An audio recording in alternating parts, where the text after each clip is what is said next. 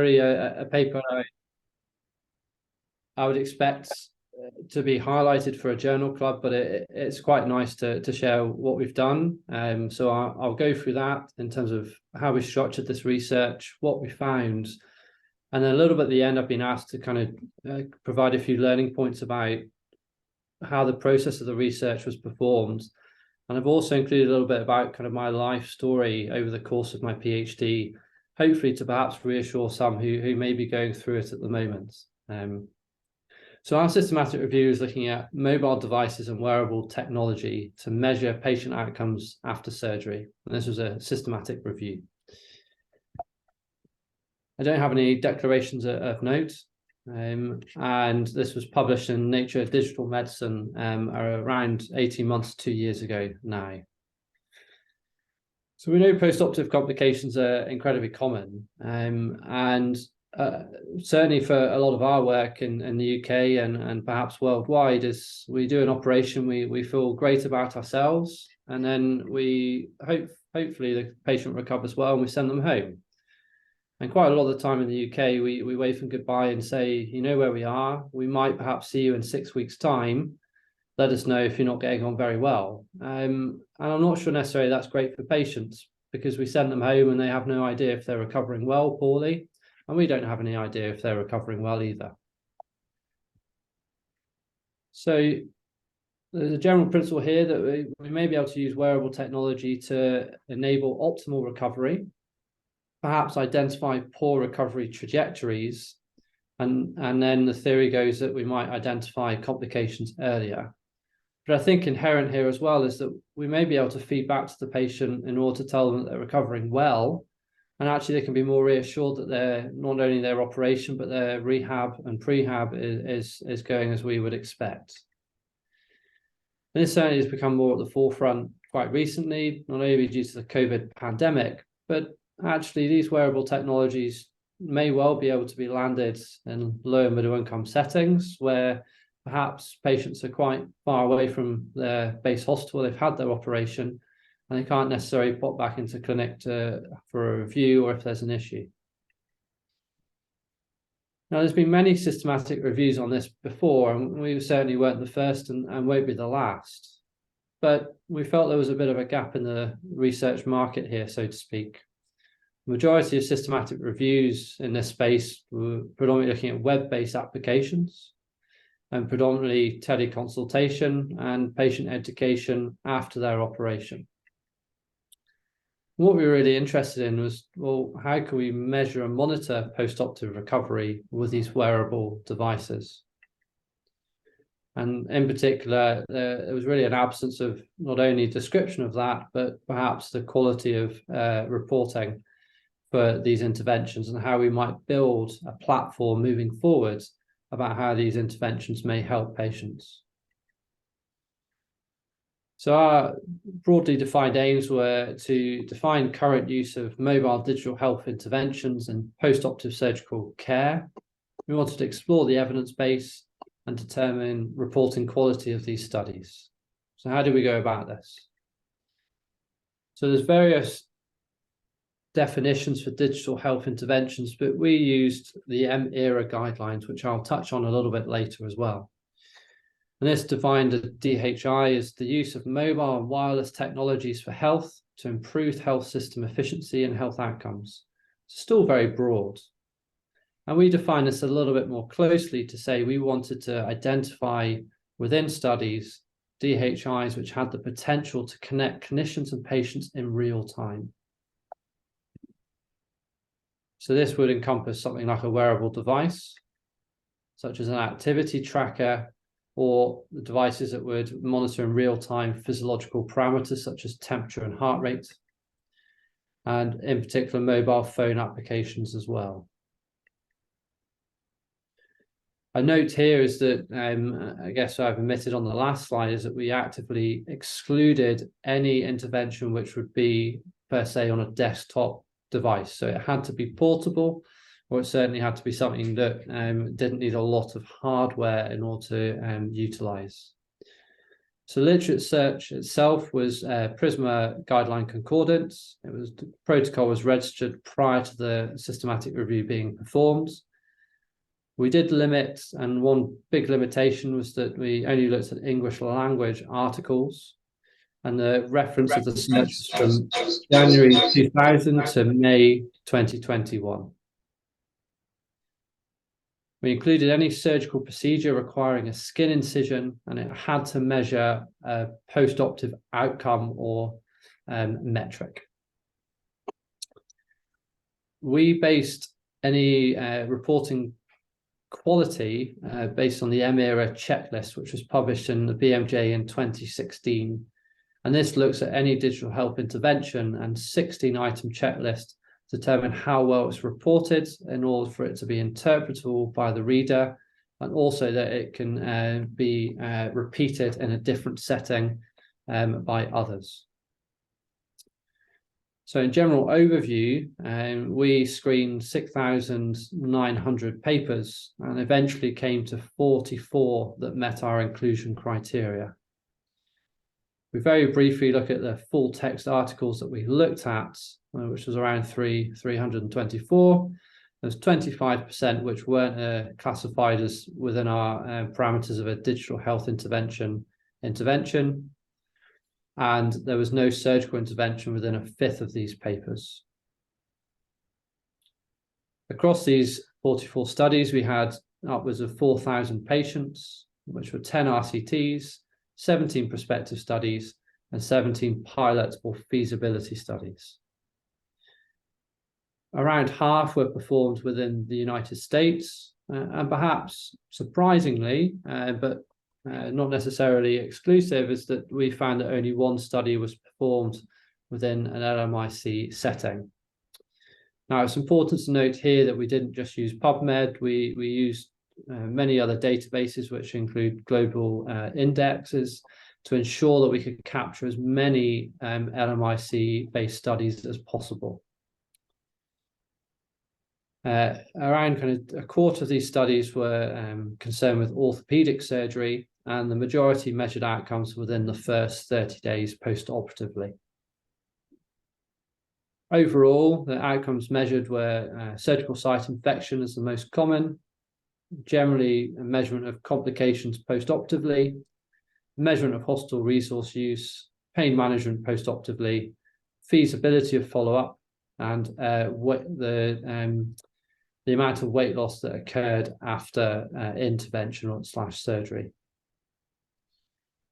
So I'm going to gloss over some of the kind of general trends, but just to highlight, it did show that DHIs had a strong ability to track analgesic requirements, and did show an ability, albeit not very well validated or collaborated across multiple studies, that it could, and in theory did, measure patient recovery and how well they were or weren't recovering, either with activity tracking data over time or due to measurement of physiological parameters over the first 30 days after discharge.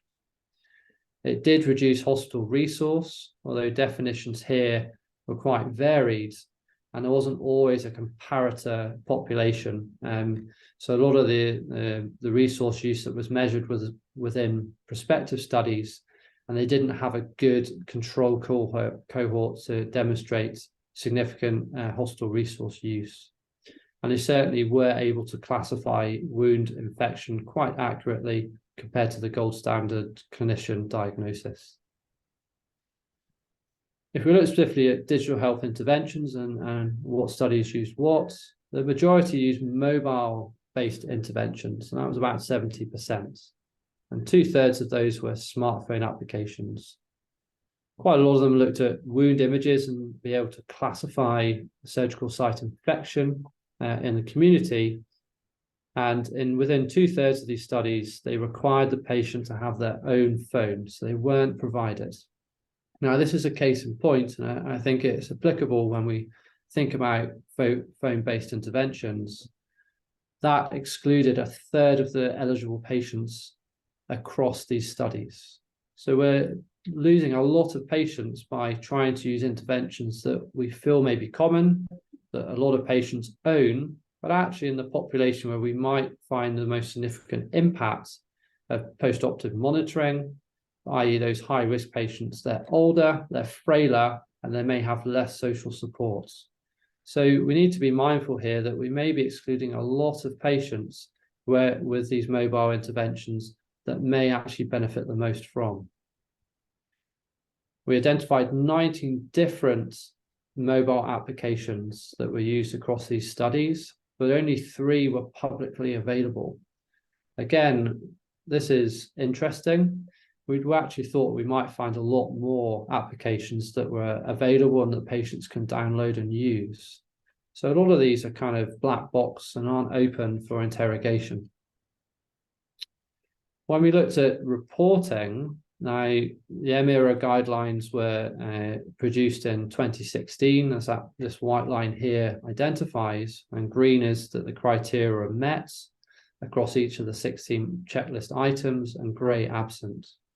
And there really wasn't much of a change, even allowing for a washout period after the EMERA guidelines were published. And what we're really seeing here is that perhaps there's a bit more grey than we might wish across all the included studies. And if we look at the EMERA guidelines in particular, then we can see that the studies were very good at reporting infrastructure, very good at reporting how they might have delivered this intervention within their setting. They were quite good at getting user feedback, and certainly they were reasonable at describing their technology platform. But otherwise, they were quite bad at characterizing and reporting how they performed their study. In particular, how they might deliver this intervention at scale if it was to be introduced into clinical practice. Data security, in terms of how they described how the data was secure, was really quite suboptimal. And this is something that actually is highlighted frequently within patient groups when it's published, is that data security is certainly one of the, if not the most important factor for patients agreeing and kind of being involved with digital health interventions after their surgery. And there was no real assessment of what they may cost if we were to deliver it at scale. So I think it's also important that I describe what's been done since by one of my colleagues. So this kind of started the ball rolling about thinking, well, where are we with digital health interventions for post-operative surgical monitoring? So he did a fantastic kind of study, which was published in the Lancet Digital Health last year. And this essentially built on our work, used very similar search criteria, and performed a systematic review looking at how well developed surgical digital health interventions were after surgical operations. And what we can see here is that the majority of these studies, of which there are around 130 that were included, generally looked at the general recovery of a patient after an operation. And most of these studies were performed within the last 5 years of the literature search. But when we look at the ideal stage, which is essentially looking at stage 1 in yellow, which is an idea, to stage 5, which is when it's in routine clinical practice, the majority here are in their early stages. There was very limited sequential evaluation. So a lot of these studies were in silos and were very individual and weren't built upon within the literature over time. So only 13% looked at a digital health intervention and then looked at it again and tried to develop it further along these ideal kind of criteria. And certainly only a quarter of them progressed to an ideal stage 3, which is where we're assessing it in clinical practice. And there was no routine implementation of any of these interventions, which we might expect because these digital health interventions are at an early stage. So we may see getting an ideal stage 5 for a few of these quite soon. We also looked at a network analysis. Now, this is a pictogram which a dot or a node is each individual study. The grey lines is where another study has cited that study, and a black line is where the same digital health intervention has been assessed in a different study. And this is quite a nice diagram which shows that actually a lot of these publications are again in silos. There's very little collaboration, and the majority of these studies, when linked, realistically are just citing one another, and they're not building from one study to the next about how a particular digital health intervention could be implemented longer term. And while I was kind of doing some reading for this talk, I came across this Delphi statement, which again was published last year in Digital Medicine. Now, this seems like quite a good study. You're saying, well, we're kind of saying, well, what are we going to do with digital surgery longer term? Why is it important? How can we think about reporting it and implementing it? One of my bugbears here, and certainly something that was opening my eyes during the PhD, is that we need to make sure that this is representative for everyone, because digital health intervention is not just for high income settings. It can really deliver a fantastic impact across the world. Not one of these authors or the people involved in the Delphi consensus were from a low or middle income setting. So we must really be wary here that actually a lot of the literature coming out may not be applicable globally, and we really must fight back and highlight that this is the case, because it should be for all. So my learning points from the study. Now, just because there's lots of systematic reviews out there, it doesn't mean that your question is redundant. You need to refine your question, determine exactly what's missing in the literature and why answering that question is important. It's important to have as wide coverage of the literature as possible, and certainly, we need to be mindful here that we just used English speaking studies, and that's certainly a huge limitation here. When we were assessing the studies with regards to reporting quality, there were two of us that did it. And despite having a very itemized checklist, it can be quite difficult to align your opinions about whether one study has or hasn't reached the criteria.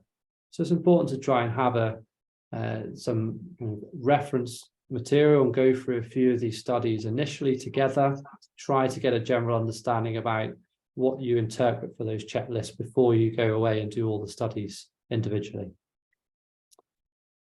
And I think also my colleague Kenny's paper shows that despite having done what you think is a good systematic review, you can certainly expand and generate more data using validated ideas.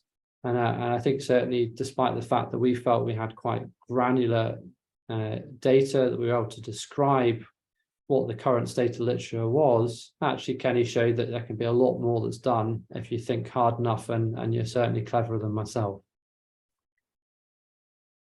I also want to just kind of touch on kind of where this publication fits in my story. So my PhD, when I started in 2018, was planned to look at wearable devices and how we might use wearable devices, particularly in low-income settings, to measure a post-operative recovery. Now, in my mind, when I started, you can see this graph with time on the X and progress on the Y. And I felt that actually my progress was going to be pretty linear. I was going to have a great time, and it was going to be something that was going to be one step to the next. But as we all know, in 2019 and 2020, COVID happened. But actually, that was a bit of a godsend for me, because we were really struggling with our wearable device. We really couldn't find any engineers that could deliver a device that we really wanted to deliver and have capabilities. So COVID for me actually meant that I could switch track. And I think one of the learning outputs for me here is work with great people, make sure that you're working on things that you enjoy, but also make sure that you're learning different skills as you progress in your learning. And what happened here was actually, despite trying to build up the wearable work, is I made sure that I was doing a bit of data on the sidelines to make sure that, I had various different pathways that I could take depending on what the future may hold. So despite having a nice shiny paper that I can talk about today, in fact, my journey is very much the orange line, and that's okay. And I think sometimes we don't openly discuss the fact that actually sometimes things are a bit of a struggle, things don't go as planned, but generally it will be okay in the end. And I think it's providing that capacity in order to make sure that you can grow not only as a researcher, but sometimes as a person as well. So some take-home points. I think we know that digital health interventions have huge potential, particularly globally, to monitor post-operative recovery. But there's certainly a disconnect between this theory and the current evidence. And generally studies in this domain at the moment have suboptimal design. They have a significant focus in high income settings, particularly they're in their early stages of development, and there's very little, minimal or no progression and collaboration across this space. And I'll hand back to Kate now. Thank you very much, Steve, for that very fantastic presentation. Before we move on to the next presenter, please kindly check the link and fill the Menti link for where you're coming in from. Please check the link and fill your geographical location. Thank you. Okay, so up next is Mr. Theoneste Nkurunziza, MSc, MPH, PhD candidate. He's a global health professional and researcher who is well published in high impact journals.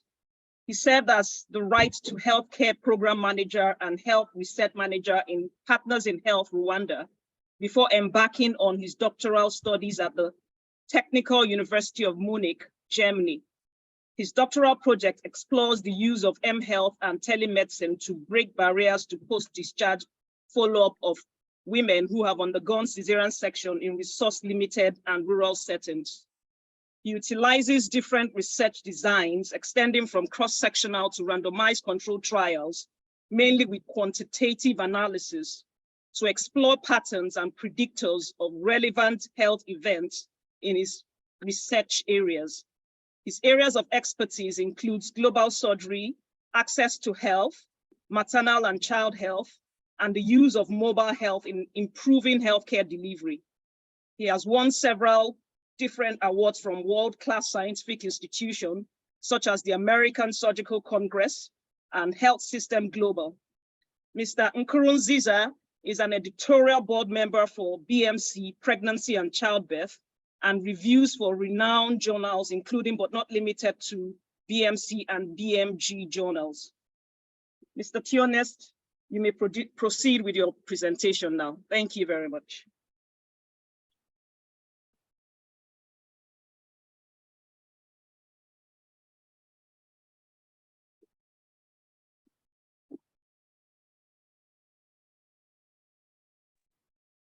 Yep. Thank you. Good. Thank you, Dr. Kate, for the great introduction. I'm happy to be here presenting this work in this important forum. We did a very broad project on mHealth community health workers. That telemedicine intervention was to detect psychosite infection among cesarean section women in Rwanda. This is important because we find cesarean section as the most performed surgical procedure in district hospital in rural and middle-income countries. So we wanted to optimize the outcome and access of these women who underwent cesarean section by early detection of psychosite infections, but also ultimately to have them access treatment. So this team from Harvard to Brigham Hospital, then to Partners in Health and other stakeholders in this project I'm representing today. I'll take you through this outline from the background of the project to the context information for you to understand the whole study, and then I'll go over the method and results and conclusion, but most importantly, the lesson learned, and then give time for you to pose questions and then answer. So from the background, we know that cesarean section is a life-saving surgical procedure. It's very widely performed globally, but it's mostly common performed in low-income countries, where in Sub-Saharan Africa, you can find 80% of district hospitals surgical procedure volume will be cesarean section.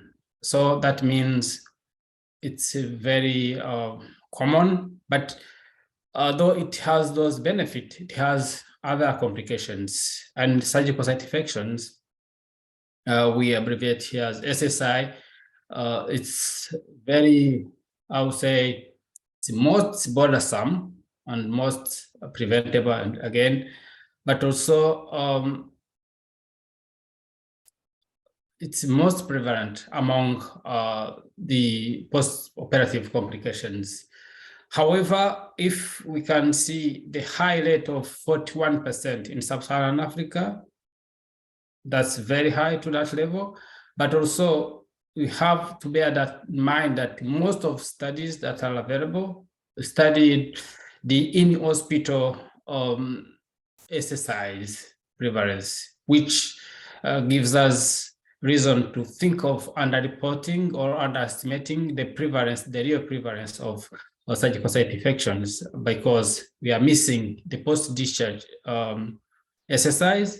And yet, there was one study in Norway that showed that 81% of surgical site infections develop after the patient is discharged from hospital. And the patient might not be able to return to the hospital due to a number of reasons we see next. But what we see is the increase in morbidity and mortality due to SSI that comes with a financial burden. Here we have a few predictors of around men. This is a complex situation because women who receive cesarean sections are supposed to be followed up in post-discharge, but there are factors from individual perspective or from health system perspective that may hinder or facilitate them to return to care. And these factors are interlinked. We can say like income will be interlinked to cost of health services, again to social protection or health insurance programs. All these will hinder or enable patient to return after discharge. We can see the information that patient receive, the patient experience in the hospital that depends on the customer care received, or the health education received, or the peer pressure she's receiving from other patients. All these are influencing the decision to return to care, in addition to other person-like decision ability or dependence to take that decision to go to health facility. All those are in play. So we believe that telemedicine or other mode of technologies, though these are not bullet magic, I say magic bullet, but yet they can relieve a bigger proportions of the burden or barriers that prevent women from returning to health facility for follow-up. So in this context, we had a number of studies to understand the context and baseline, and mostly we found that the context we were working on is mostly of poor household. Our previous study showed that 94% of the household in the study were under poverty line as per World Bank definition. And yet we could see that 30% were facing catastrophic health expenditure. That's a really very concerning situation.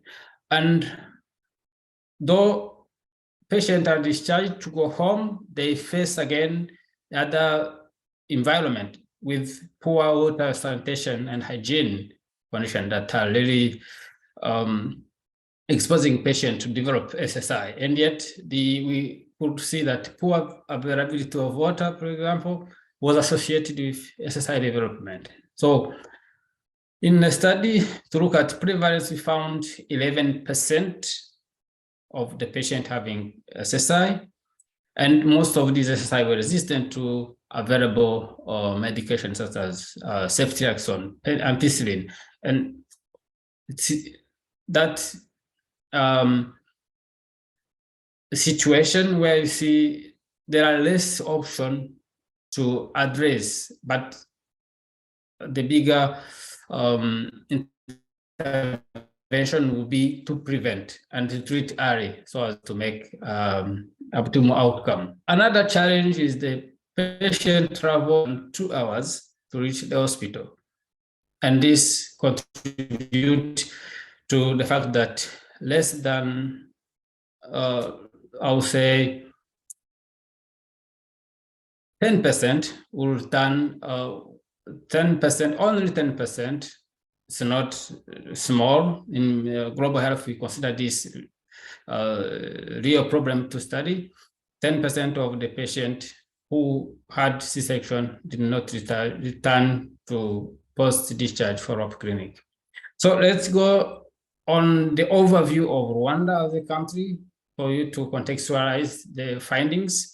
This is a small country in Central East Africa, landlocked, and the second most populated, most densely populated in Africa.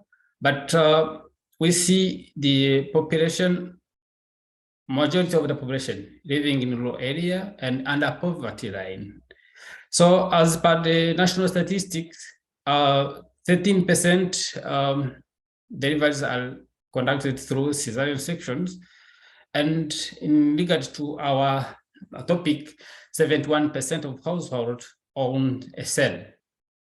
The health system is a three-tiered health system whereby community healthcare and health post and health center complies and are comprised in primary healthcare, where they receive educational and promotional and curative care. And then there is a secondary level of care, district hospital, where we find a GP providing complementary package activities and essential surgery such as cesarean section.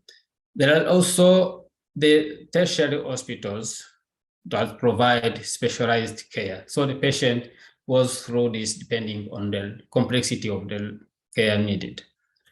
Yeah, in our quantitative study, looking at the pathway to healthcare for this cesarean section patient, we found many enablers to follow the pathway to healthcare, but also patient reported other barriers, such as the cost of transport or the cost of the hospital, but also the customer care, the information they receive to the hospital were part of the problem that may prevent or enable them to receive care after discharge. Here we are talking only on the telemedicine study that we did and aim to detect SSI diagnosis using telemedicine facilities. The paper was published in BMG Global Health. And we might need to understand the context of telemedicine implementation before moving on. In Rwanda, they implement the community health worker network that facilitates the provision at the local level of healthcare delivery, such as primary healthcare. These include the community health workers that are dedicated to maternal health services, one per each village. And in addition to this facility, there is a penetration of mobile technology, where we found that 71 have access to mobile phone. So leveraging these two opportunities make us in position to implement successfully in telemedicine intervention.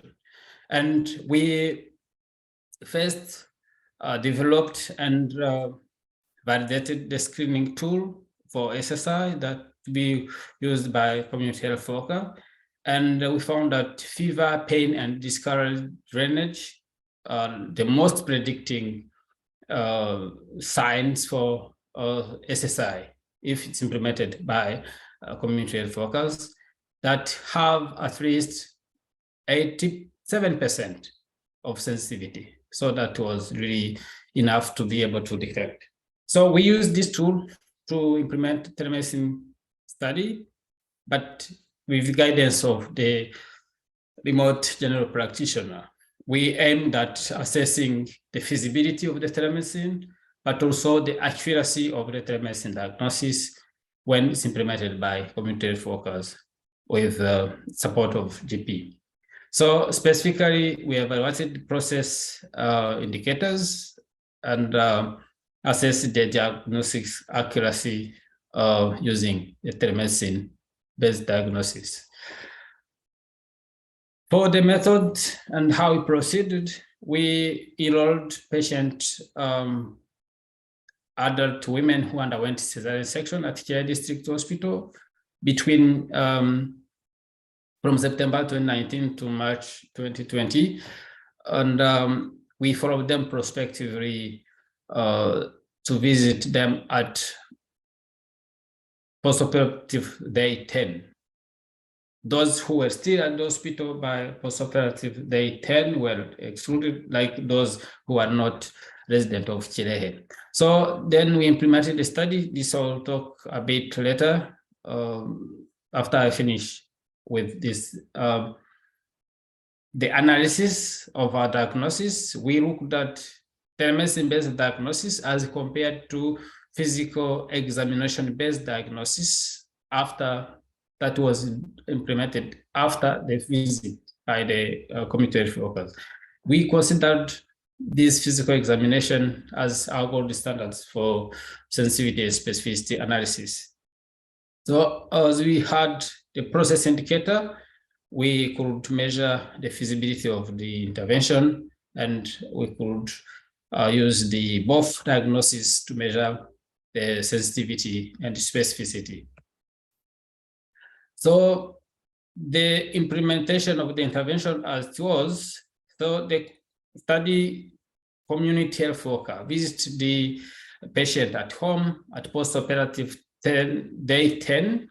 That means from 7th to 13th day postoperatively, and they assessed the patient for the fever, increasing pain, and drainage, and then they made a photograph of the wound that they transmitted to Chigali-based GP.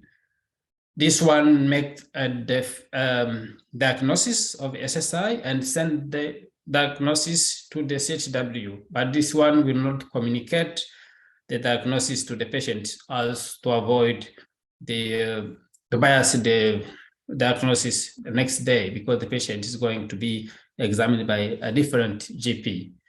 So in the tools we implemented, we used Redcap to collect and manage data, but to capture the photo, we used Samsung Galaxy G8 that was able to have better quality of photo, even in low light rooms.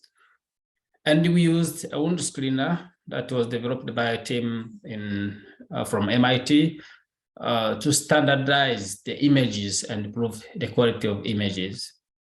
So in transferring data between the GP and CHW, we used WhatsApp. This is an end-to-end encrypted messaging platform. So as a result, what we had 787 patients enrolled, and 91 at least of these patients were located at home.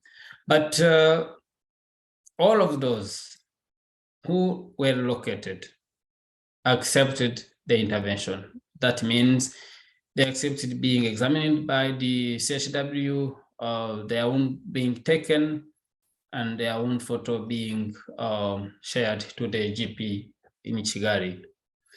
And of those photos sent, 95% were sent successfully, and 86% received the feedback from the GP. Overall, the study was successful. To be successful was to be of all study participants to be visited, get their own photographed and picture sent to GP, and a diagnosis received within 1 hour. And this was successful for 79% of the patients, which is great. So we analyzed sensitivity and specificity of the telemedicine-based diagnosis, and we could see that 37 of the SSI diagnosis made by the telemedicine-based GP were real diagnosis as past physical examination, and 97% of the SSI negative diagnosed by the telemedicine-based GP were really negative. Also, he could rule out 96% of the real negative. So that shows the ability to diagnose and to rule out. So as per our conclusions from these findings, we found that implementation of telemedicine interventions is feasible in Rwanda, in rural Rwanda, or other similar settings.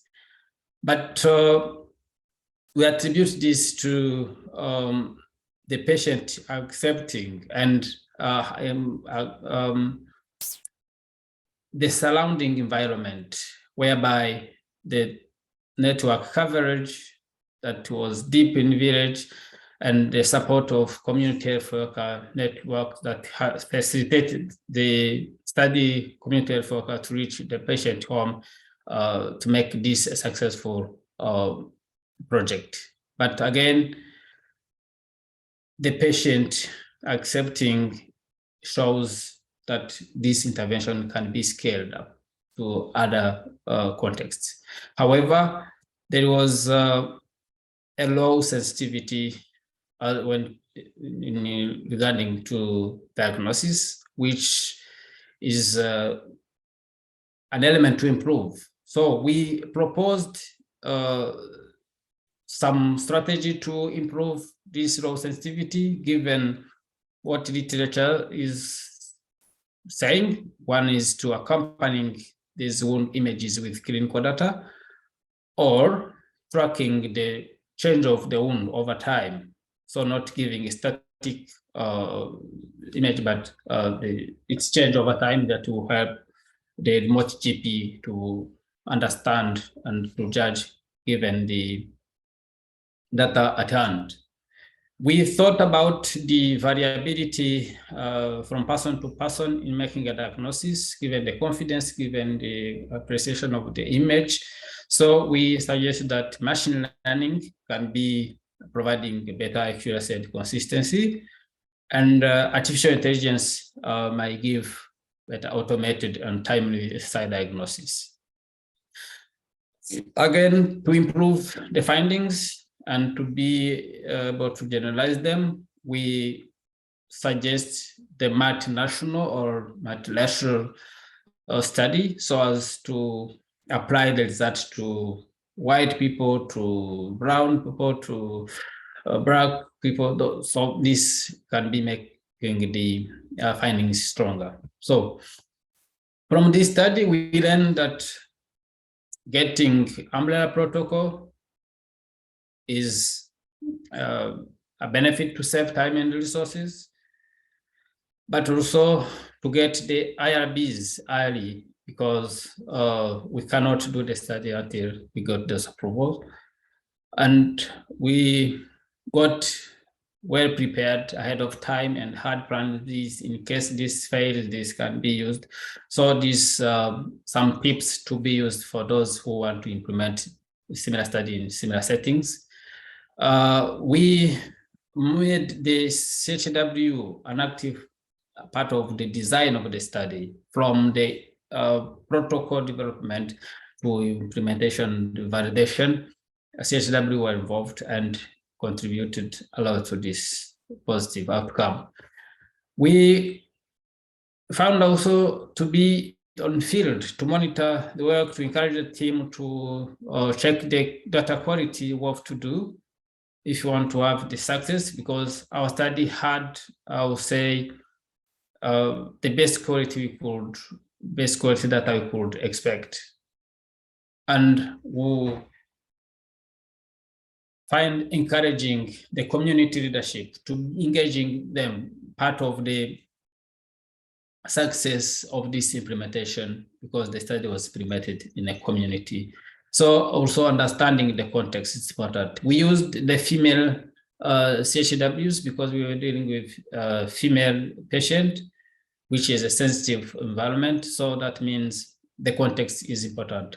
But what we learned that you can do better, one of them was to representativity of the sample. We can do more than one site to have more representativeness, but also the team to know each other, the GP to know each other with the CHW to know that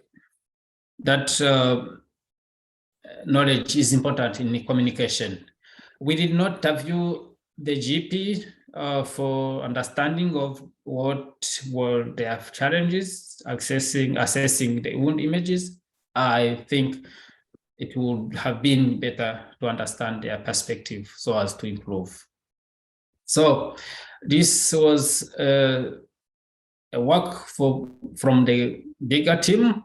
We had PIs, Dr. Bethany, Dr. Riviero, Dr. Friedrich, and we thank the implementation team on this list. It's broad. There are more that came later or came before.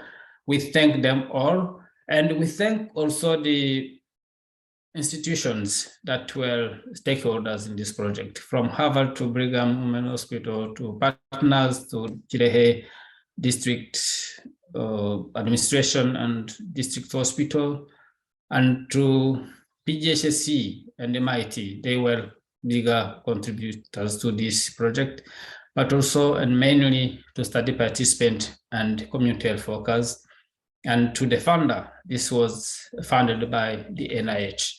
So thank you for your time, and I'm happy to receive your questions. Thank you very, very much, Dr. Steve and Mr. Theoneste, for your very informative and engaging presentation. It's clear that both studies have contributed immensely to the understanding of global technologies in health, both in the high-income country and in rural Rwanda, and have important potentials to be applied to surgical systems more broadly. I would like to now open up the floor for questions and discussions. We have about 24 minutes to do this. I encourage all attendees to please raise your hands virtually if you have any questions for the presenters. But before we do that, I would like to quickly inform the House that following the research seminar, we will transition seamlessly into a webinar hosted by the PGSSC Equity Research Hub, which is just scheduled for 30 minutes only.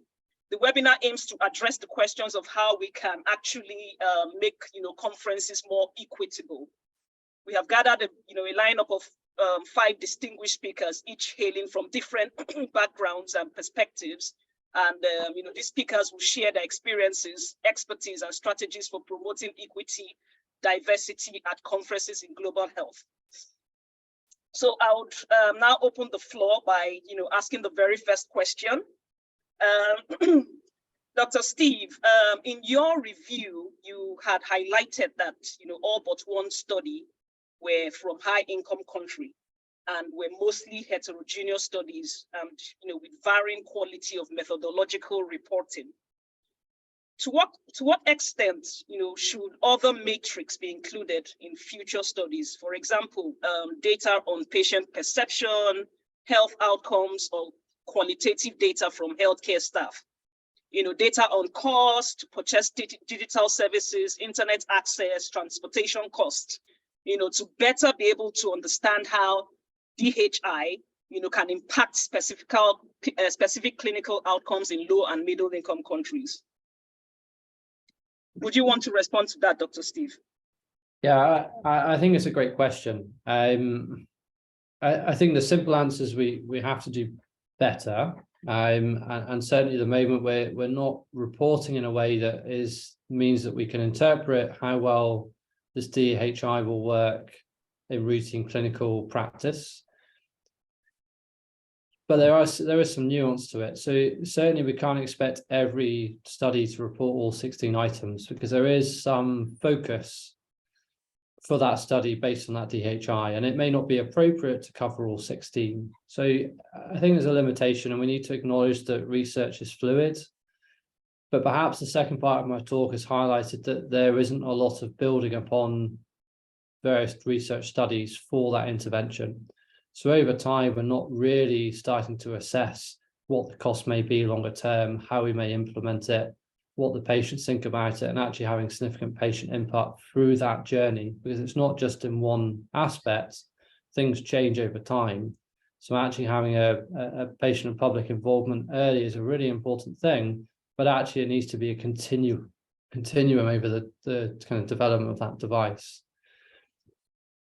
Generally, I don't perceive that there should be a difference between how we may kind of implement and utilize a DHI in high and low income settings, or there is differences about how they may be used and what logistics and cost may be required for each setting. But if we're not starting to be honest and deliver about how these DHIs may work, what they're set up, we then can't interpret it to say, well, can we actually take this from that setting and put it into another completely different setting? So we're not enabling us to be able to interpret whether that DHI is useful in our setting that we work in. And I think that's quite key. Thank you very much, Dr. Steve, for that brilliant response. I'll just like to quickly ask Theoneste, in your study, the telemedicine surgical site infection diagnosis had a low sensitivity of 36.8% and a high specificity. And these findings you actually reported as similar to findings in other high income settings. What, in your opinion, that's apart from picture quality, would have been responsible for this low sensitivity? And what strategies would you advise? Would you put into future studies to improve this sensitivity? Yeah, thank you for the question, Dr. Kate. I think the most reasons I will put forward will be the loneliness of the photo. So if you receive a photo, you don't know the history, you don't know the clinical information, it's likely that the GP was hesitant to conclude if it's an infection or not, because the option were SSI negative, SSI positive. So that was one or another side. There is no other request like, can we know if the patient has fever, has pain, has something else? Because there are signs that accompany SSI apart from the seeing the wound. So we propose that further study can use clinical data accompanying the photo so as to have a comprehensive information to decide on.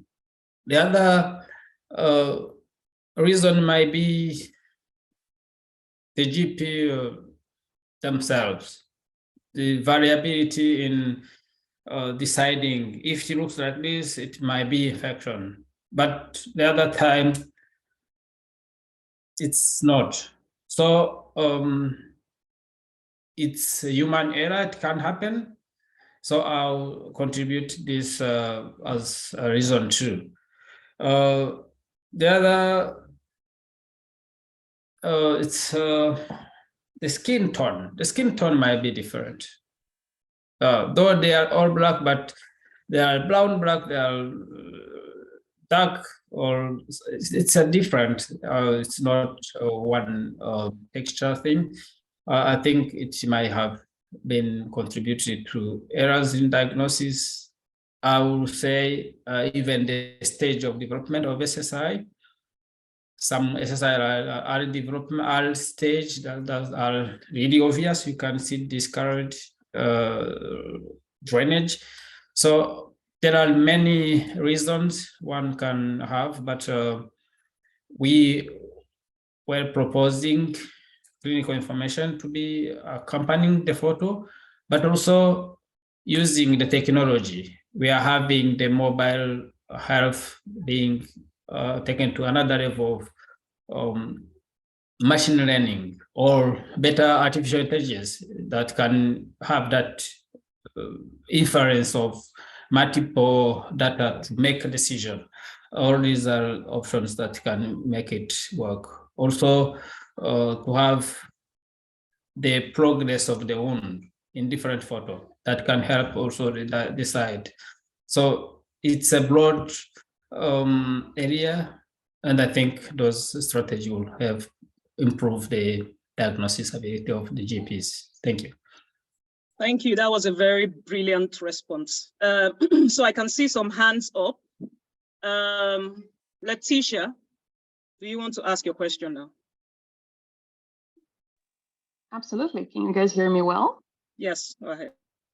Fantastic. Thank you. First of all, thank you for both of these speakers for the amazing presentations and for sharing your work with us.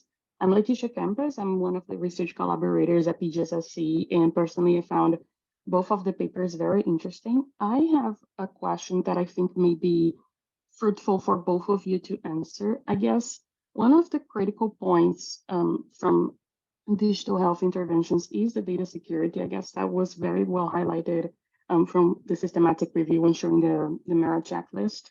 And I was wondering if there are any guidelines, any recommendations on how apps in general should manage the data security, the security issues concerning the data from the patients. And even if there are any guidelines on the sense that one of the things that we as a group in PGSSC were discussing is if something happens to the patient, for example, negative outcome or something more serious such as mortality, how is going to be the response? Are the medical staff responsible? Is the IT personnel from the app responsible? How these, I guess, more critical scenarios or more tricky scenarios should be navigated, if there are any recommendations on that sense? I guess that would be my major 2 points that I would appreciate your thoughts.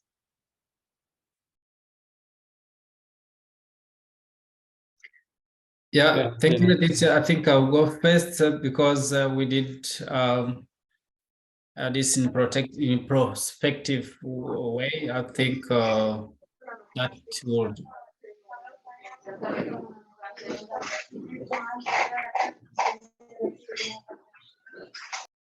Yeah, that would have been endangering data security, as you mentioned. We took measures to protect data of the patient. The most common is the anonymous data. Every patient had a study ID. So the GP did not know the identification of the patient, and the data in the platform, Redcap, did not have any identifiers of the patient. So one can see the photo of the small particular area of the wound. So that means one cannot know the patient because there is no any part of identifiable part of the body. but also they used platform to share is WhatsApp, which is end-to-end encrypted. So we believe that encryption makes security because there is deceiver and sender accessing the data. Most importantly, these personnel were trained that when the decision is made, then the photo should be deleted. They should not take them within them with their phones. So we should have done probably a further step to provide them with study-specific phone, I mean the doctors, so as to avoid mixing their private with the study information, but they had that training to be able to save the security, the data in the security, and to delete them as far as they made decision on data. So I think this helped. If I don't know if I'm addressed the question entirely. Thank you. So, Tisha, I think Would you like to security... quickly respond? Thank you. Yes, I think security is a really interesting thing. Certainly not a lot of us will question third-party apps on our phone about how secure they are. Because if you really want to delve in and get the information, you have to read about 20 pages of terms and conditions. So there probably needs to be a bit of a sea change in terms of how we discuss and describe security, and perhaps relate that when we're doing studies with patients with DHIs. I think there's a poor understanding and a feeling that security has to be much better than a lot of the apps, and it probably doesn't need to be. But if we're not reporting it, then how do we really know if things are secure?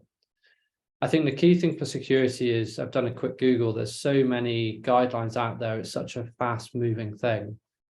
Probably getting expertise on board early in order to make sure that you have good encryption, you have good backup, I think is a good way to start. And I think it then becomes very much a bit of a development phase over time, and getting that expertise in early is probably key. In terms of the who's at fault, it's a great ethical question, and it kind of aligns with, well, you know, bad data in, bad data out, and it's how we design these algorithms in the first place. I think we need to see it as it's a continuum. I think certainly algorithms may help, but sometimes they're going to not perform any better than perhaps we are performing now. But I think realistically what we need to do is use these algorithms as an aid memoir to support some of our decisions. But I think ultimately it's, at the moment, it's not going to replace the decisions that clinicians make, because we're just not ready for that in terms of setup or ethically to really kind of know how we tackle that argument. Thank you very much. Maureen, can we have your question? Can you unmute? 641.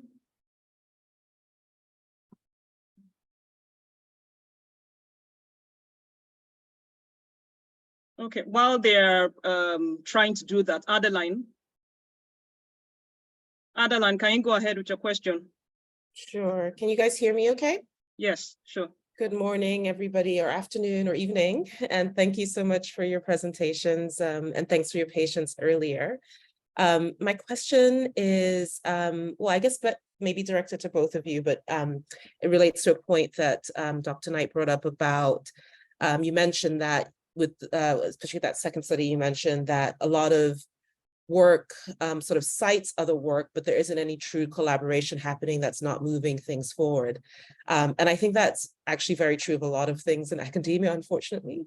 And I'm wondering if either of you have any thoughts about how we can improve collaboration in this space, because I absolutely agree with you that I think more minds working together will move this further, but we haven't really figured out a way to do that yet.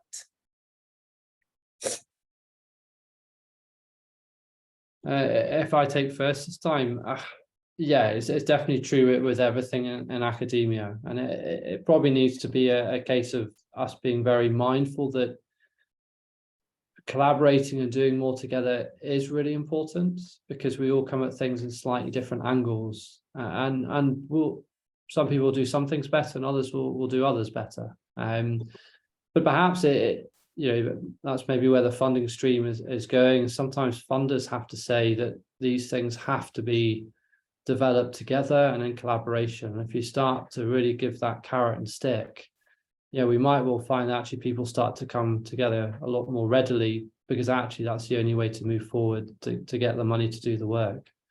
That may be a simplistic view, but perhaps there's not enough drive there at the moment to do that. Great point. You're right. The funding really dictates how things happen. Theonest, I'm curious to your response to that.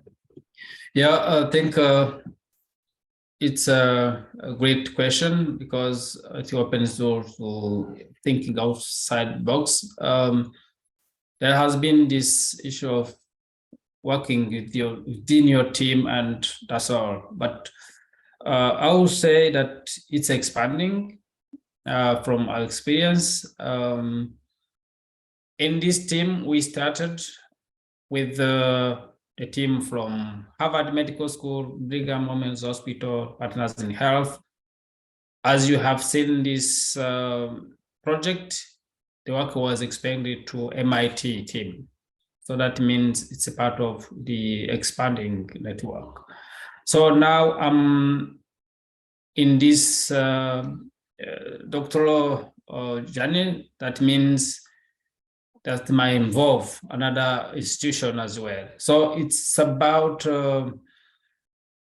connecting, I would say, because we connect with the people so we would encourage attending conferences such as this platform. We get to know each other, so we can have the beginning to collaborate. I mean, in the real world, apart from the academic world, in the real world, you want to compete with someone then you build a relationship. So I'm finding this opportunity to develop partnerships, but also to have that open mindset, because thank you very much, Theonesti. Yeah. Thank you. We're running out of time now. I think we'll have time for just one quick question, and please, let's keep our responses very brief. Maureen? Thank you, Kate, and excellent presentations. Really love the discussion and appreciate your papers. My question was actually twofold. Sorry, Kate, they can give quick answers.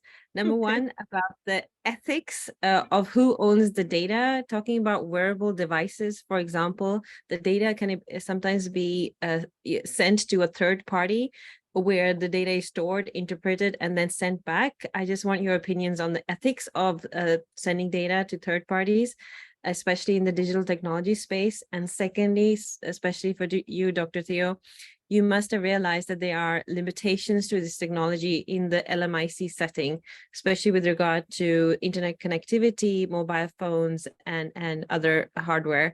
How do you see us going forward to overcome these barriers? Thank you.